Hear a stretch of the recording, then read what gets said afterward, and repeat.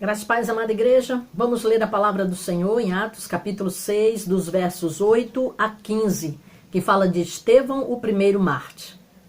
E Estevão, cheio de fé e de poder, fazia prodígios e grandes sinais entre o povo. E levantaram-se alguns que era da sinagoga chamada dos libertos, e dos sirineus, e dos alexandrinos, e dos que eram da Cilícia e da Ásia, e disputavam com Estevão. E não podiam resistir à sabedoria e ao espírito com que falava. Então, subornaram uns homens para que dissessem: ouvimos-lhe proferir palavras blasfemas contra Moisés e contra Deus. E excitaram o povo, os anciãos e os escribas, e investindo com ele, o arrebataram e o levaram ao conselho. Apresentaram falsas testemunhas que diziam: este homem não cessa de proferir palavras blasfemas contra este santo lugar e a lei.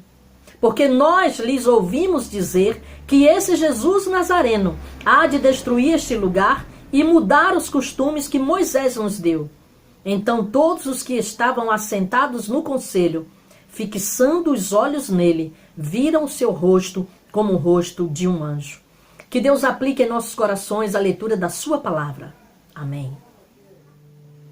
Vamos adorar o nome do Senhor com o hino de número 162, Vigiar e Orar.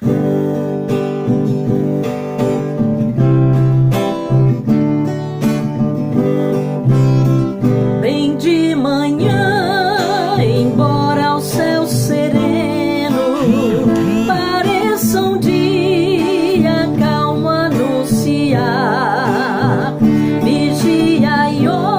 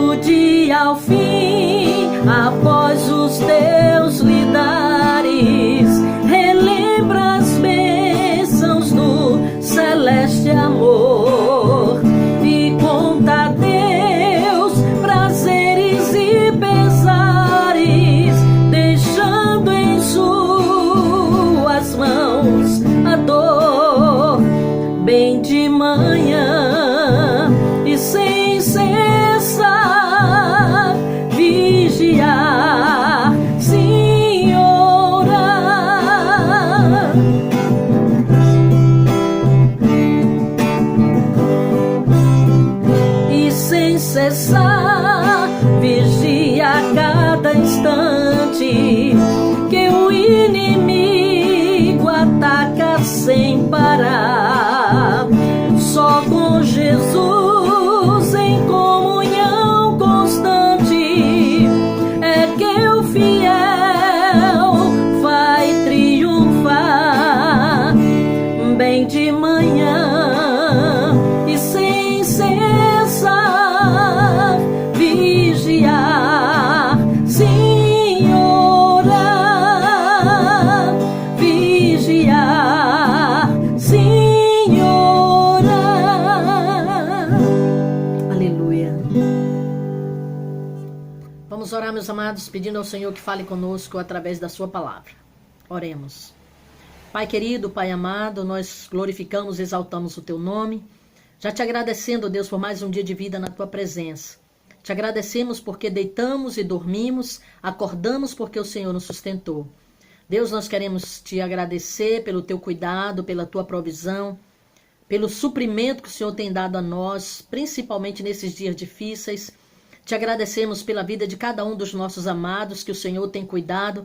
A tua boa mão tem sido sobre cada um de nós, sobre cada família, Pai. Tem misericórdia, Deus, daqueles que não têm o Senhor como Senhor e Salvador e não têm essa bênção de ter a tua companhia, o suprimento do Senhor em suas vidas. Pai, que eles possam te conhecer também, assim como nós te conhecemos. Pedimos que o Senhor esteja ungindo, ó Deus, o teu servo, o professor Zenilton, da tua unção, da tua sabedoria, para que ele fale somente aquilo que o Senhor, Deus, tem preparado para nós como igreja nesta manhã. Te agradecemos pela tua palavra, que é viva e eficaz, que nos abençoa, que nos edifica, que nos desafia, Pai, a fazermos a tua vontade, a vivermos uma vida de santidade e serviço. Obrigada por tudo isso, ó Deus, nós te pedimos e te agradecemos. Em nome de Jesus, teu Filho amado, que vive e reina para sempre. Amém. Vamos ao banquete espiritual. Que a graça e a paz do Senhor sejam com todos, amém? Muito bom estarmos aqui mais uma vez para podermos nos deleitar na palavra do Senhor, no ensino da palavra, nesta EBD, nesta manhã de domingo maravilhosa. E é uma satisfação estar com vocês, podendo compartilhar da palavra de Deus. Nós que já compartilhamos aí desse capítulo 6, do versículo 1 até o versículo 7, agora iremos compartilhar do versículo 8 ao versículo 15, que fala expressamente sobre a vida de um homem que fez a diferença. O nome dele é Estevão, então vamos falar sobre a vida de Estevão. Mas nós já falamos sobre um problema que a igreja primitiva enfrentou com relação à distração e com relação a o que o inimigo implantou dentro da igreja, isso pela terceira vez. E a distração ela veio trazendo a murmuração e os problemas com as mulheres, as viúvas helenistas. E os amados já sabem o que é helenista, quem são os helenistas. E esse problema foi resolvido rapidamente, colocando mais um ministério para atender aquele povo que necessitava, formando assim o diaconato da mesa, para auxiliar os apóstolos, que tinha como tarefa ali o diaconato da palavra. Então, vamos falar sobre esses homens que foram escolhidos, que nós já falamos também o nome de cada um. Foram 7 homens escolhidos para esta tarefa, que é uma tarefa também muito importante no meio da igreja. Sempre foi destacada esse ministério, que é da assistência social, juntamente com a palavra. E esses homens foram escolhidos. E estes homens tinham que ter algumas características para esta escolha, que foi ser um homem de boa reputação, cheios do Espírito Santo e de sabedoria. Lucas, ele destaca a vida de Estevão, que é o que nós iremos agora falar, e que ela possa servir de inspiração para você, para a sua vida ministerial, ou para a sua vida como servo de Deus. Vamos lá. O exemplo de Estevão, esse é o tema da nossa lição, e ele está, como já falamos, no capítulo 6, do versículo 8 ao 15. Lucas, ele destaca dentre os 7 escolhidos, o irmão Estevão. Ele foi fiel tanto na sua vida quanto na sua morte. Viveu uma vida superlativa, teve um ministério superlativo e uma morte exemplar. E o nome Estevão tem um significado interessante. Quer dizer coroa. O diácono que foi o protomártir do cristianismo. E assentou-lhe bem este nome porque Estevão foi o primeiro a receber a coroa do martírio da igreja.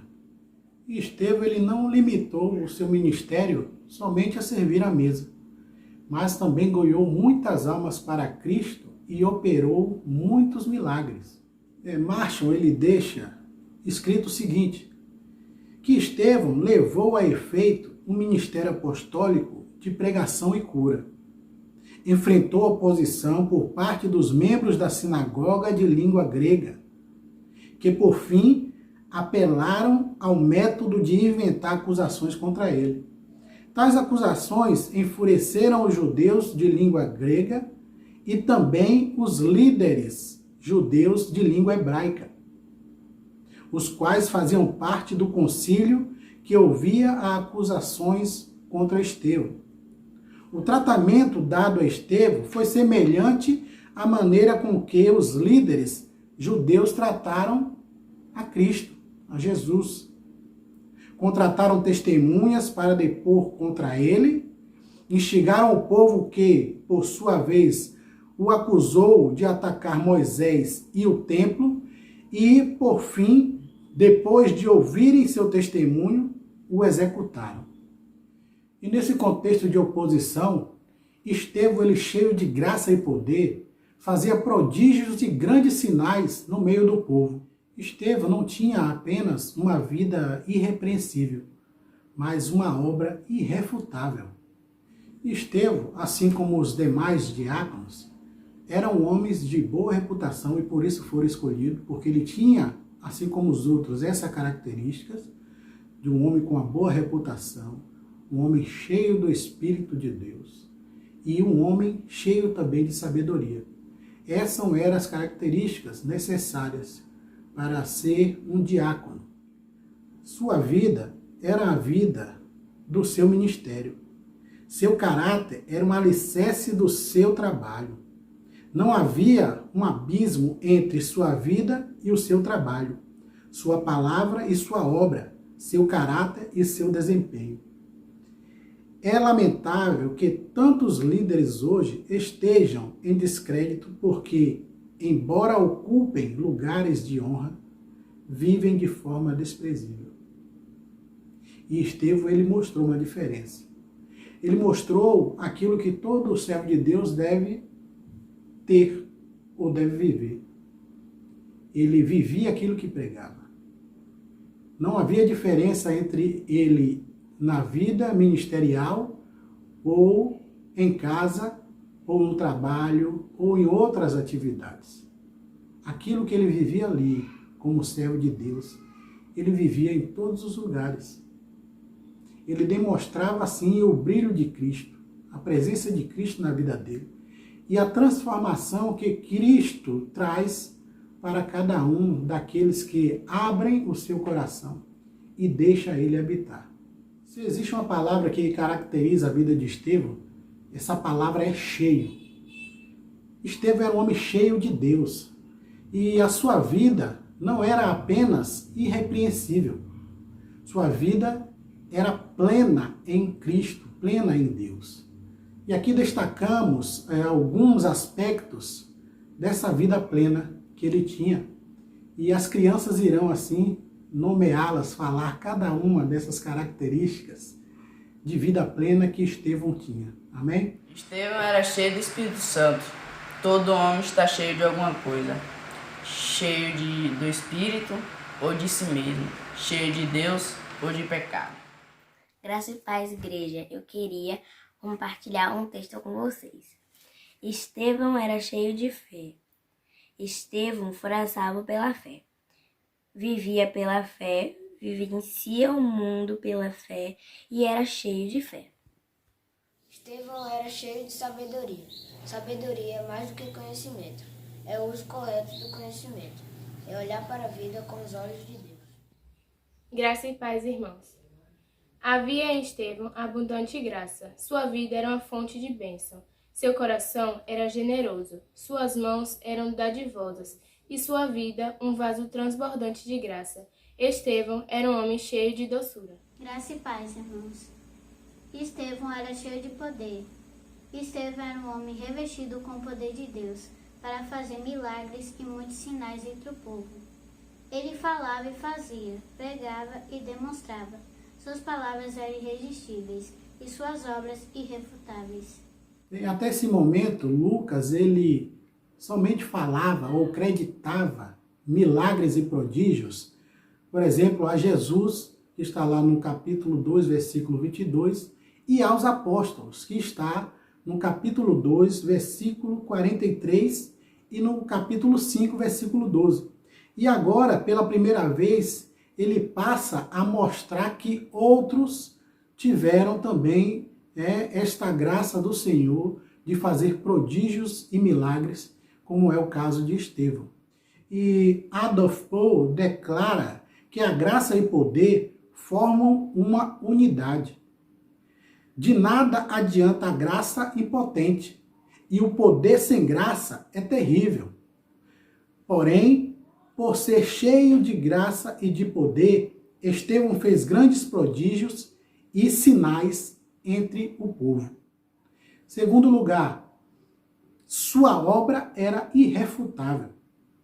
Está no capítulo 6, 8 e 9, que diz o seguinte: E Estevão, cheio de fé e de poder, fazia prodígios e grandes sinais entre o povo. E levantaram-se alguns que eram da sinagoga chamada dos libertos, e dos sireneus, e dos alexandrinos, e dos que eram da Cilícia e da Ásia, e disputavam com Estevão. Nossa professora vai compartilhar conosco um texto, a irmã Maria José. Amém? Vamos ao texto? Para o teólogo judeu David Stern, os que possuem um histórico cultural e social semelhante, em geral, preferem adorar juntos. E a sinagoga dos libertos ou dos libertinos era formada por escravos libertos, provavelmente judeus de Cirene, de Alexandria, da Cilícia e da província da Ásia, que haviam sido capturados e escravizados pelos romanos. O general Pompeu capturou Jerusalém em 63 a.C., fez prisioneiros diversos judeus e os libertou mais tarde em Roma. Talvez alguns dessa sinagoga fossem também gentios que se converteram ao judaísmo. Essas pessoas é que estavam disputando contra Estevão a respeito do Senhor Jesus. Vamos para a aula. E nesse contexto de oposição, Estevão, ele cheio de graça e poder, fazia prodígios e grandes sinais no meio do povo. Estevão não tinha apenas uma vida irrepreensível, mas uma obra irrefutável. Suas obras eram uma referência da sua vida, porque ele falava e fazia, pregava aos ouvidos e aos olhos. Isto era um homem que tinha uma vida de testemunho. A vida dele falava por ele mesmo. O testemunho dele era a prova da graça e do poder de Deus. E Estevão não tinha apenas uma vida irrepreensível. Ninguém podia contestar a sua vida, nem negar os milagres que Deus operava por seu intermédio. No entanto, apesar de todas as qualidades extraordinárias de Estevão, o seu ministério provocou um antagonismo feroz. E 3 foram o estágio desse antagonismo. O primeiro está lá no versículo 9 e o 10, que foi a discussão. Depois veio a difamação, versículo 11 e 12, a parte A.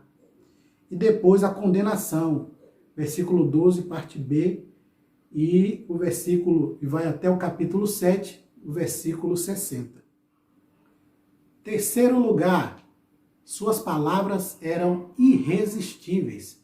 Está lá no versículo 10 e 14. Um homem cheio do Espírito, de fé, de sabedoria, graça e poder, é amado pelo céu e odiado pelo inferno. Faz maravilhas entre os homens e ganha a oposição dos inimigos da cruz. Não foi diferente com Estevão. E Lucas, ele relata o seguinte: E não podiam resistir à sabedoria e ao espírito com que falava. Então, subornaram os homens para que dissessem: Ouvimos-lhe proferir palavras blasfemas contra Moisés e contra Deus. E excitaram o povo, os anciãos e os escribas, e, investindo com ele, o arrebataram e o levaram ao conselho. Apresentaram falsas testemunhas, que diziam: Este homem não cessa de proferir palavras blasfemas contra este santo lugar e a lei. Porque nós lhe ouvimos dizer que esse Jesus Nazareno há de destruir este lugar e mudar os costumes que Moisés nos deu. Olha quem veio participar conosco da nossa aula. Diz aí, irmã. Graça e paz. Os adversários de Estevão não podiam resistir à sabedoria e ao espírito pelo qual ele falava. Suas palavras eram irresistíveis. Havia virtude de Deus em seus lábios. Então, não podendo suplantá-lo na argumentação, tramaram contra ele como fizeram com Jesus, e subornaram homens covardes que o acusaram de blasfêmia. A acusação contra Estevão foi leviana, mas acabou sendo acolhida pelos membros do Sinédrio. Mário Neves diz que os antagonistas de Estevão, não podendo vencê-lo pela razão, recorreram à mentira, à calúnia e ao suborno, conseguindo assim amotinar o povo, os anciãos e os escribas. Deus abençoe a todos os irmãos de BMO. Muita saudade, viu? A acusação contra Estevão era dupla. Eles o acusavam de blasfemar contra Moisés e contra Deus, contra o templo e contra a lei, está lá no versículo 11. Perante o magno pretório judaico, as testemunhas subornadas pelos líderes religiosos assacaram contra Estevão pesadas acusações. Este homem não cessa de falar contra o lugar sagrado, que era o templo, e contra a lei, que era simbolizada por Moisés, versículo 13. William Barclay realça duas coisas especialmente preciosas para os judeus: o templo e a lei. Eles entendiam que só no templo poderiam oferecer sacrifício e só ali podiam adorar verdadeiramente a Deus. A lei jamais podia ser mudada, mas eles acusavam Estevão de dizer que o templo desapareceria e a lei nada mais era do que um passo para o evangelho. Essas acusações eram gravíssimas, uma vez que o templo simbolizava a presença de Deus, o único lugar em que Deus estaria. E a lei simbolizava a vontade de Deus, a expressão da vontade de Deus. E falar contra a casa de Deus ou contra a palavra de Deus era uma blasfêmia, um pecado sentenciado à morte. Marshall, ele destaca que foi a mesma preocupação zelosa do templo da parte dos judeus da dispersação que justificou a prisão posteriormente de Paulo. Está lá no capítulo 21, no versículo 28. É importante ressaltar que esse mesmo artifício, essas acusações que eles fizeram contra Estevão, eles também fizeram contra Jesus. Vocês lembram lá nos evangelhos, o que eles falam, que eles acusaram a Jesus, de Jesus ter falado que derrubaria o templo e construiria um em 3 dias, e eles, de forma errada ou por maldade, arrumaram testemunhos e levaram até o Sinédrio e acusaram a Jesus também de falar contra a casa de Deus e contra a lei. E aí eles disseram lá em Marcos 14, 58, que diz assim, quando Jesus disse, eu destruirei este santuário edificado por mãos humanas e em 3 dias construirei outro, não por mãos humanas. Essa foi a interpretação daqueles homens, ou a acusação que eles fizeram contra Jesus, para que o Sinédrio pudesse condená-lo também à morte. Eles julgaram que Jesus estava conspirando contra o templo para substituí-lo. No entanto, Jesus estava falando do templo ou do santuário que era o seu corpo, no qual nós também sabemos que Jesus, ao 3º dia, ele foi crucificado, ele morreu e ao 3º dia ele ressuscitou. Era sobre esse santuário que Jesus estava falando. Mas quando Jesus falou que aquele templo não ficaria pedra sobre pedra, que está lá em Lucas 21, 5 a 6, Jesus estava fazendo uma profecia do que iria acontecer com o templo algum tempo depois. E existe assim, os historiadores colocaram que no ano de 66 depois de Cristo, haviam 3 grupos rebeldes judeus que foram contra os romanos e assim expulsaram os romanos de Jerusalém. E eles tomaram Jerusalém. Só que ao tomar Jerusalém, eles fizeram uma carnificina. Mataram muitos romanos e também mataram muitos judeus. E chegou a um ponto crítico em que eles começaram a guerrear entre as 3 facções. Por isso que a Bíblia ela fala muito sobre facções, sobre partidarismo, que a gente não deve ter. E aí, essas facções, elas estavam distribuídas em Jerusalém e elas matavam todos aqueles que não faziam parte da sua facção. Os judeus chegou a um momento de até preferirem que os romanos voltassem para que eles não sofressem tanto. Isto é, na mão do seu povo, eles sofriam mais do que na mão dos romanos, porque eles viviam sob o jugo da lei dos romanos. Mas a gente pode lembrar que um dia foi colocado Jesus e Barrabás. E o povo escolheu o malfeitor, escolheu Barrabás. E nessa escolha aí, chega a esse ponto de que os malfeitores tomaram Jerusalém e fizeram tanta maldade. Os historiadores dizem que o templo se encheu de sangue de inocentes. E que eles começaram a lutar um contra os outros e a destruir os aprovisionamentos. A luta era tão ferrenha, a disputa era tão grande, que eles esqueceram que os romanos poderiam voltar com o exército para retomar a cidade santa, a cidade de Jerusalém. E foi isso que aconteceu. No ano 70, os romanos, com 70 mil homens, sitiaram a cidade, rodearam a cidade e impediram que o aprovisionamento chegasse a esses grupos. Ao tanto que acabou-se aquilo, o pouco que eles tinham destruído um do outro, e chegou ao ponto de muitos morrerem de fome. E o exército romano, com artilharia pesada, catapultas e tudo mais, conseguiram derrubar os muros de Jerusalém, entrar, e os historiadores dizem que por volta de 100 mil pessoas morreu naquela guerra. Foi triste o acontecimento.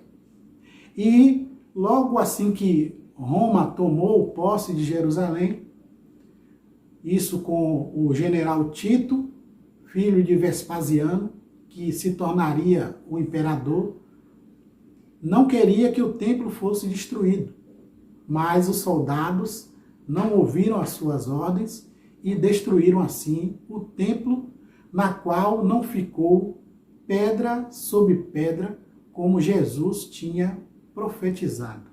O que me faz refletir e me deixa pensando é que Roma, o seu exército, era totalmente fiel ao seu general.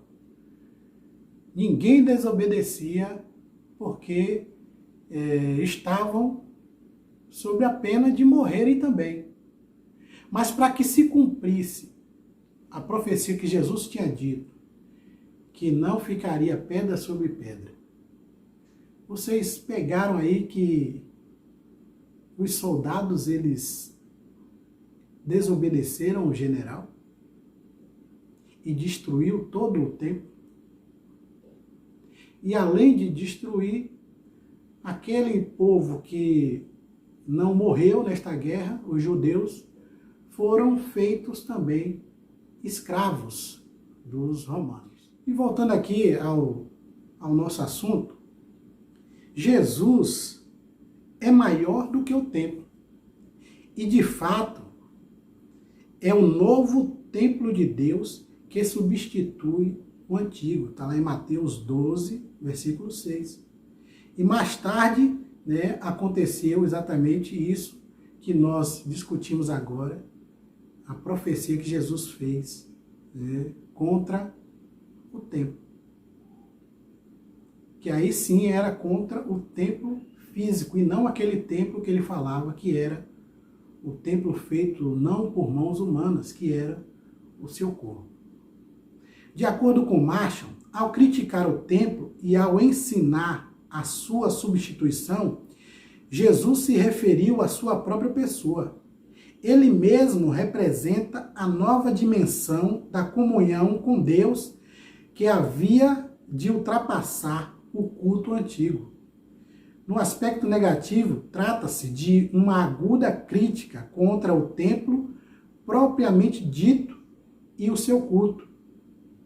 No seu aspecto positivo, significava uma nova comunhão com Deus centralizada no próprio Jesus, que tomava o lugar do templo.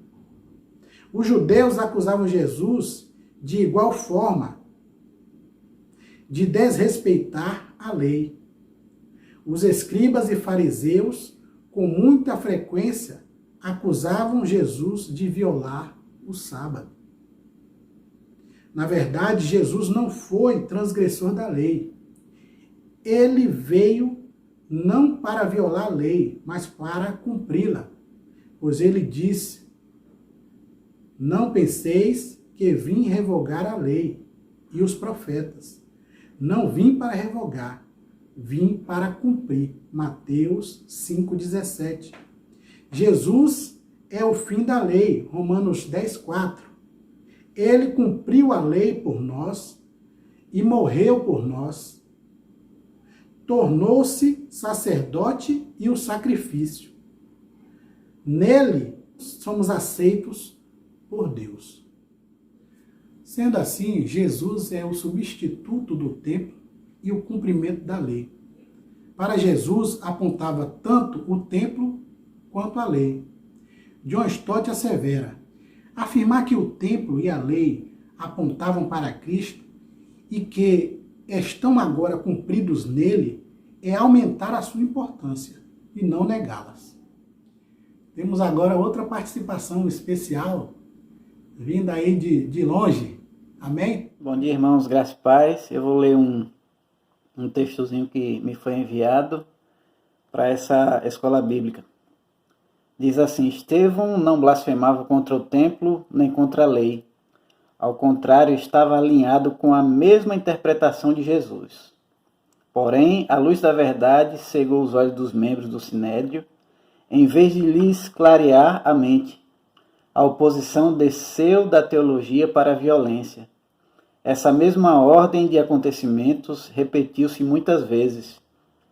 No início, há um sério debate teológico. Quando isso fracassa, as pessoas iniciam uma campanha pessoal de mentiras. Finalmente recorre a ações legais ou quase legais numa tentativa de se livrarem do adversário pela força. Em vez de acolher a mensagem da verdade com humildade, o Sinédrio preferiu sentenciar a morte do mensageiro. E falando isso, eu fiquei pensando algumas coisas com relação aqui ao nosso contexto. Irmãos, em todo tempo que nós estivermos aqui, nós vamos ter oposições, nós vamos ter perseguições, nós vamos ter pessoas que se levantam com mentiras. Hoje mesmo, mais uma vez, nos atacou com mentiras, com inverdades, com coisas que realmente não abençoam. Então, sempre vai existir. O que é que nós devemos fazer diante dessas situações? Orar pelos que perseguem e abençoar. Não vos amaldiçoeis, assim diz a palavra de Deus, né? Então, para que, quem sabe, a história desse povo que tanto nos persegue se transforme numa história igual a do apóstolo Paulo, que um dia ele foi perseguidor e depois se tornou perseguido por amor a Cristo. Que a gente ore, que a gente realmente medite nessas coisas, na palavra de Deus. A perseguição sempre vai existir. no meio do povo de Deus. Um abraço, Deus abençoe a todos os irmãos da Monte das Oliveiras. Abração. Em quarto lugar, sua paz era inexplicável. Versículo 15 diz o seguinte: Então, todos os que estavam assentados no conselho, fixando os olhos nele, viram o seu rosto como o rosto de um anjo. A serenidade de Estevão reprova a fúria dos acusadores. A paz de Estevão denuncia o ódio dos membros do Sinédrio. Trata-se da descrição de uma pessoa que fica perto de Deus e reflete algo da sua glória como resultado de estar na sua presença. John Stott afirma ser significativo que o conselho, olhando para o prisioneiro no banco de réus, visse o seu rosto brilhando como se fosse um anjo. Pois foi exatamente isso o que aconteceu ao rosto de Moisés, quando desceu do monte Sinai com a lei. Está lá em Êxodo 34, 29. Não terá sido propósito deliberado de Deus para dar a Estevão, acusado de se opor à lei, o mesmo rosto radiante dado a Moisés quando ele recebeu a lei? Deus estava mostrando que tanto o ministério da lei de Moisés quanto a interpretação de Estevão tinha a sua aprovação. Era como se Deus estivesse dizendo: este homem não é contra Moisés. Ele é como Moisés. Assim como o rosto de Jesus transfigurou no monte, também o semblante de Estevão iluminou-se com uma glória do outro mundo. Esta cena retrata vividamente a diferença entre um judaísmo decadente e um cristianismo cheio do Espírito. Glórias a Deus. Pois é, a vida de Estevão, ela nos traz muitos exemplos. Exemplos de um homem dedicado a Deus, um homem que não fez somente o que era o seu dever, ele foi além do seu dever, não desmerecendo os outros diáconos. Mas eu gostaria de dizer para você, sempre vá além daquilo que Deus lhe mandou. Seja uma pessoa, como falamos outros dias, proativas, que faça a vontade de Deus, que tenha prazer em fazer a vontade de Deus. E para você, diácono da nossa igreja, que você se espelhe na vida de Estevão, que você busque fazer além daquilo que nos é mandado, daquilo que é o nosso dever. Que Deus abençoe a todos, dê um dia na presença do Senhor e que mais tarde à noite possamos estar adorando ao Senhor com todo o nosso coração, mesmo que seja em nossos lares. Deus abençoe a todos. Amém.